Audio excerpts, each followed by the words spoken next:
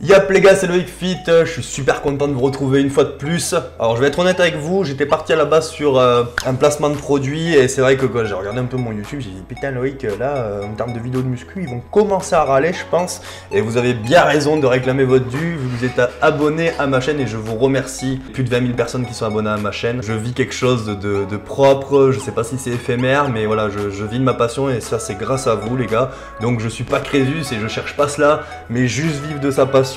C'est quelque chose que beaucoup espèrent toucher du doigt et voilà, je vis ça pleinement et merci encore et j'essaye de vous le partager le maximum que je puisse et je vais mettre en place une meilleure organisation parce que ouais, je suis très mal organisé, je l'avoue. Pour essayer de partager plus cela quoi. L'objet de cette vidéo il est simple, je me filme environ 1 à 2 fois par semaine à la salle, je le fais généralement le week-end ou le soir après 21 h pour éviter de déranger personne, hein, je m'adapte aux gens. Je vous remercie les gens qui me laissent filmer et qui sont pas là à déposer plainte ou à dire gna gna gna gna. C'est très gentil de votre part. Les plans que j'ai filmés me servent à m'analyser, à me critiquer et puis tout cela quoi. Donc je vais essayer de mettre cela un petit peu en montage vidéo pour essayer que ça se rapproche le plus de la réalité. Et bien évidemment, le fait de faire cela, j'espère que ça va vous encourager à faire de même avec votre pote ou autre. Vas-y, filme-moi et tout. Donc réaction à chaud. Vous regardez après votre série. Ah là, j'ai pas le dos droit. Ah ouais, là c'est vrai que tu vois, j'ai mis les épaules dedans. Enfin, ça permet de se critiquer, de se juger. Concernant le training, donc je vais faire un petit training pec. Plus dans la perspective de jouer safe au niveau des épaules. Comme vous savez, j'ai des épaules en carton, en carte. Donc ça fait des années que je fais de la muscu et que je recherche comment éviter d'avoir mal aux épaules. Et je me suis rendu compte qu'avec 3 changements de mes positions, de variations d'angle et tout, j'arrivais à avoir mes épaules safe et je pouvais avoir une bonne pump au pec. Vous êtes prêts? Et puis c'est tout.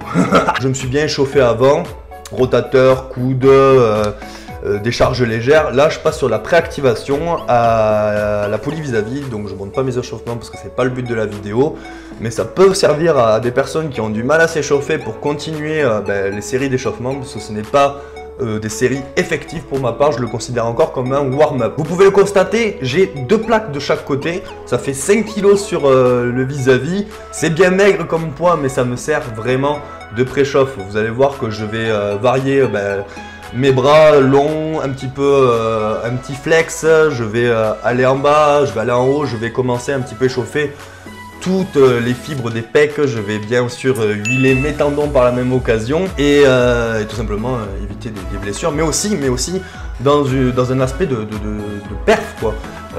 Comment tu veux bien rouler avec la voiture sur un circuit si tu fais pas chauffer les pneus? Et pourtant je suis pas expert en automobile, mais bon, je vois les tours de chauffe, les trucs comme ça, les mecs ils préparent leur bécane quoi, ils prennent les marques et tout.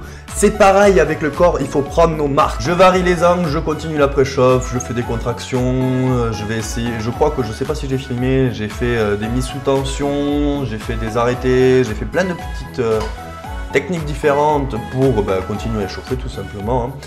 J'ai vraiment pas envie de me péter les épaules, j'ai pas envie de me claquer un pec, j'ai envie de continuer à pousser tout en essayant de rester le plus safe possible.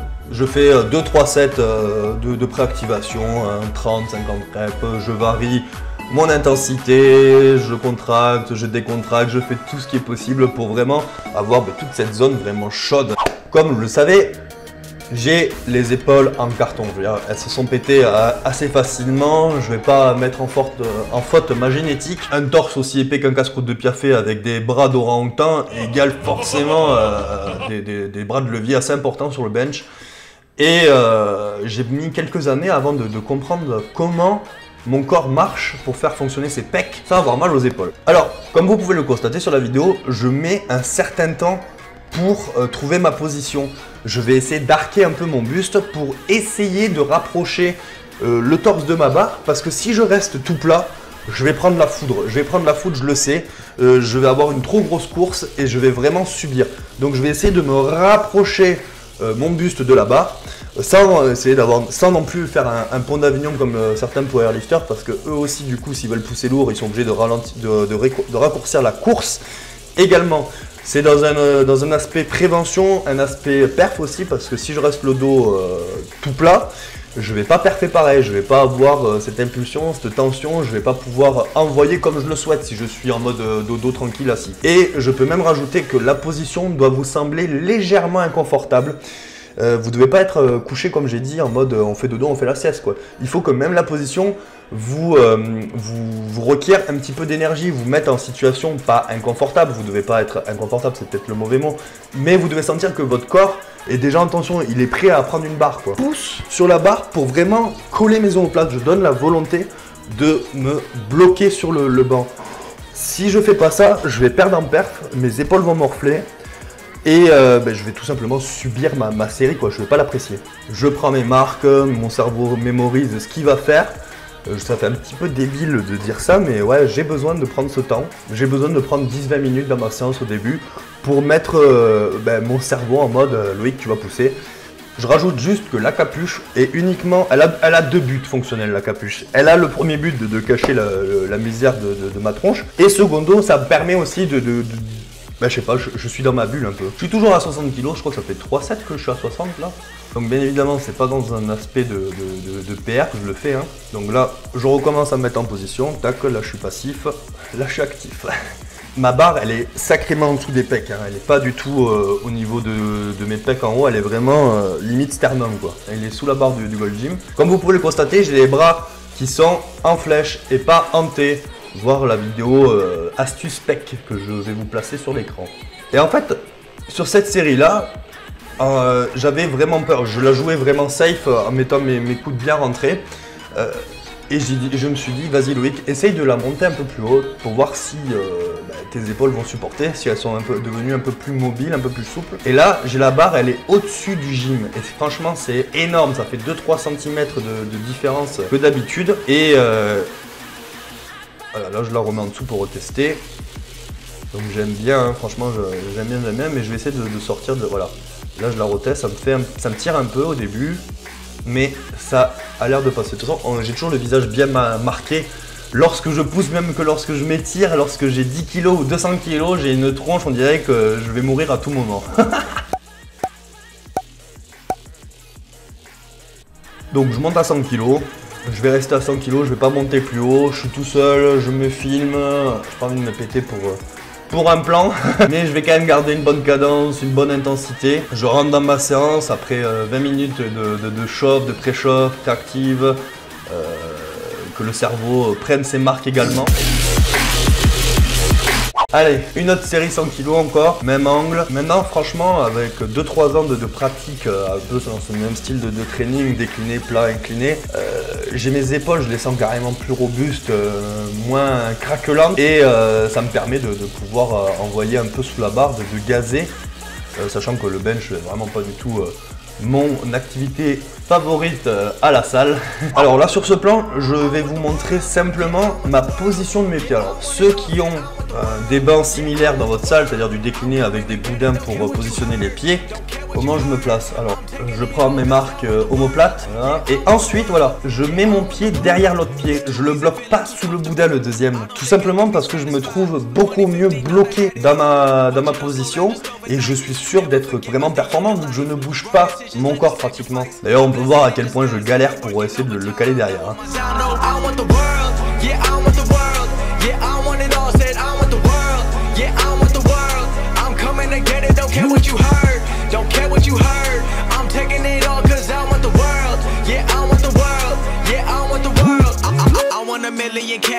Au niveau du décliné, je vous mettrai tout en description concernant les reps, le nombre de séries, le temps de repos pour vous indiquer ceux qui veulent suivre ce training. On passe à de l'halter incliné 15-30 degrés. Et là également je vais me mettre en position prêt à recevoir la charge tout simplement. Comme vous pouvez le voir, j'ai mes pieds qui sont vraiment positionnés derrière mes fesses. D'ailleurs si on regarde les bench presseurs, que ce soit en power ou même sur du classique en hypertrophie, on peut voir que les jambes sont toujours placées derrière pour faire une sorte d'impulsion en gros. Si vous êtes arqué, en gros schématiquement, ce que moi je vois par cette pratique de position, c'est que si vous êtes légèrement arqué, vous pouvez avoir une meilleure impulsion, comment un meilleur ressort, quoi. Vous êtes sur ressort, voilà, c'est exactement le bon terme. Vous êtes sur ressort, prêt à encaisser la charge. Et je vais même rajouter, pour les gens qui sont grands, je vous conseille vraiment d'adopter cette position parce que vous allez sauvegarder vos épaules, mais vous allez être encore plus performant. Et je le répète. Là, je tente du coup avec les coudes relativement écartés pour tester un peu ma mobilité et voir si je réponds bien. Donc je vais sûrement prendre des commentaires du style ah moi aussi je prends les 40 kilos, t'es une merde et tout. Vous soulevez ce que vous voulez messieurs, je vous montre ma façon de voir les choses. Je me filme, j'ai pas de spotter, j'ai pas non plus une intensité particulière à pouvoir mettre étant donné que je dois et gérer la vidéo et gérer mon exécution. Donc j'ai fait un choix de mettre un peu moins lourd pour être plus safe tout simplement. Mais je vous rassure, il y a des séances où c'est que je tourne à 35 kg halter. Là sur celle-ci, si je me souviens bien, ouais, je vais un petit peu rentrer les coudes parce que je vais essayer de faire un peu plus convergent. Et là, l'une de mes dernières séries où c'est que j'ai une meilleure vue pour mieux voir ce petit convergent que je vous disais, vous voyez mes coudes donc sont vraiment rentrés. J'ai mes haltères qui sont légèrement tournés vers l'intérieur et j'essaie de converger les deux comme ceci. En gros, je ne suis plus du tout dans la perspective d'écarter les bras et de pousser le plus haut, j'essaie de converger mes charges entre elles et du coup de pouvoir tout simplement ramener les pecs au milieu. Position adoptée, il faut bien se placer, les omoplates, les pieds derrière, ce léger arc de cercle toujours. Ouh, j'ai fait tomber le t-shirt là. Là j'ai fait tomber le t-shirt. Je ne sais pas pourquoi, j'ai fait tomber le t-shirt. Ah, c'était uniquement pour montrer comment j'avais des pecs. Voilà, allez, Lego. Je suis ignoble. Regarde, je fais exprès genre, on me filme pas, tu sais, je suis normal. Non, tu sais que t'as la caméra, Loïc, c'est juste que tu veux te bader. On continue le training après avoir fait de la préactive vis-à-vis, du décliné un peu cadencé, de l'haltère incliné, c'est-à-dire avec les coudes qui convergent à l'intérieur. Je vais passer sur du bloqueur, coucher bloqueur. Je le fais souvent, je peux le faire en premier exercice si je veux mettre plus lourd ou en deuxième. Là, le but de cet exercice va m'aider à recruter que les fibres du pec, du démarrage de la barre jusqu'au plus haut du mouvement. Voilà, il faut vraiment que dans ma tête je me dise les pecs, pas la perf, les pecs, il faut que tu soulèves avec les pecs. 60 kg. Petite série effective pour habituer mon corps, mon cerveau à bien me placer. Et je vais vous montrer du coup par la même occasion le fait d'être tout plat. Voilà. J'ai ça d'espace entre mes pecs et la barre. Et si je monte en poids, je vais vraiment morfler. Je vais grave morfler, je vais avoir aucun jus. Bien que je suis déjà bien arqué, on voit mes pieds, ils sont déjà en dessous de mes fesses. Et voilà, j'essaye de rapprocher mon buste un petit peu sans exagérer. Quand on me regarde, on n'a pas l'impression que je suis non plus un pont d'Avignon. Mais j'ai les pecs qui touchent la barre. Et ça, c'est un avantage en termes de performance et d'exécution de mouvement. Parce que lorsque je suis au plus bas, je fais gonfler volontairement ma poitrine pour vraiment mettre en tension mes pecs. Et pouvoir, du coup, dès là, je sens déjà qu'ils sont prêts à la pousser la barre. Que si je suis comme ça, blim, là j'ai plus de jus. Là pour envoyer, mon gars, cululu. Je vais sûrement monter en poids. Donc ouais, 100 kg, bloqueur au calme, au calmus. Alors je rajoute également qu'il ne faut pas faire rebondir la charge sur le bloqueur. Je vois déjà les gens qui font bam, forcément mec. T'as l'élasticité du bloqueur, t'as un petit caoutchouc sur le bloqueur qui fait que ça rebondit. Donc si tu t'en sers, c'est que tu optimises pas ton taf sur les pecs. Bien évidemment que tu pousses avec les pecs à la fin du mouvement, mais sur le rebond, je décompose mon mouvement. Je fais vraiment en sorte d'attendre un petit peu et de le renvoyer, mais je reste en tension au plus bas. Je me mets pas à plat, quoi. J'insiste vraiment, il faut que ça rentre, les gars. Et là, pareil, on se met tranquille, à 100, au calme encore, et on pousse qu'avec les pecs. On cherche le démarrage. Chaque démarrage de barre, on recrute avec les fibres du pec, d'accord? On n'essaye pas de mettre de rebond, on n'essaye pas de mettre d'impulsion, c'est vraiment que les pecs. Voilà, là je suis en échec. Et l'avantage aussi, c'est que quand t'es en échec, t'as pas de risque. Tu peux te barrer et t'enlèves le poids et tu remontes ta barre tout seul, quoi. Fly press au sol. Alors, pourquoi au sol? Tout simplement, déjà c'est pas mal quand t'as tous les bancs qui sont pris. Et secondo, j'ai remarqué que lorsque j'étais sur le banc, des fois un manque de concentration ou autre, je vais chercher un peu trop derrière, je sens direct le frontal qui me tire. Au moins l'avantage du au sol, c'est que tu as les coudes qui vont toucher le sol au pire. Mais moi je me dis, dans ma tête, les coudes ne doivent pas toucher le sol. Tu te rapproches le maximum possible, mais tu essayes de ne pas perdre la tension durant le mouvement. C'est quand même le but de l'exercice pour ma part. J'essaye d'être le plus propre possible, de ne pas faire rebondir. Et puis à la fin, je vais essayer de garder au maximum la position.